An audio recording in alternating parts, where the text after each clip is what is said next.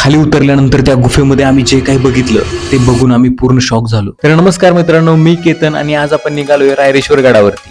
आता जाताना ऊन थोडं जास्त असल्यामुळं उसाच्या रसाचे 2 घोट घेत आम्ही थेट पोचलो गडाच्या पायथ्याला. शिवजयंती असल्यामुळं मुलं ज्योत घेऊन जाण्यासाठी गडावरती आली होती, कारण याच गडावरती छत्रपती शिवाजी महाराजांनी वयाच्या अवघ्या 16व्या वर्षी हिंदवी स्वराज्य स्थापनेची शपथ घेतली होती.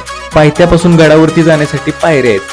पायऱ्या चढून गेल्यावरती पुढे आपण एका कपारीजवळ पोहोचतो आणि तिथून पुढे जाण्यासाठी अशा प्रकारची लोखंडी शिडी बसवली आहे. ही शिडी चढून पुढे आल्यावरती आपण पोहोचतो रायरेश्वर पठारावरती. इथेच आपल्याला रायरेश्वराचं पवित्र मंदिर बघायला मिळतं. त्याच्या समोरच असलेल्या छत्रपती शिवाजी महाराजांच्या मूर्तीचे दर्शन घेऊन आम्ही रायरेश्वराच्या मंदिरात गेलो. इथेच छत्रपती शिवाजी महाराजांनी आपल्या रक्ताचा अभिषेक करून वयाच्या अवघ्या 16व्या वर्षी हिंदवी स्वराज्याची शपथ घेतली. या गडाचा विस्तार हा 16 किलोमीटर अंतरावरती पसरलाय आणि इथे एकाच ठिकाणी तब्बल 7 रंगाची माती पाहायला मिळते. तिथून थोडं पुढे चालत आल्यानंतर आपल्याला पांडव लेणी बघायला मिळाली. असं म्हटलं जातं की इथे काही दिवस पांडव वास्तव्यास होते.